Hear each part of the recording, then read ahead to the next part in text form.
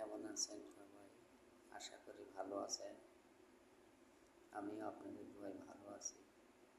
আলহামদুলিল্লাহ। আমি ডিউটিতে রয়েছি এখন আপনার সৌদি আরবে আপনার 6টা 13 বাজে। আর বাংলাদেশে রাত 9টা 13 বেজে গেছে। হয়তো অনেকে ঘুমাই গেছে। সবাই ভালো থাকবেন। আমার ভিডিওগুলো ভালো করে দেখবেন।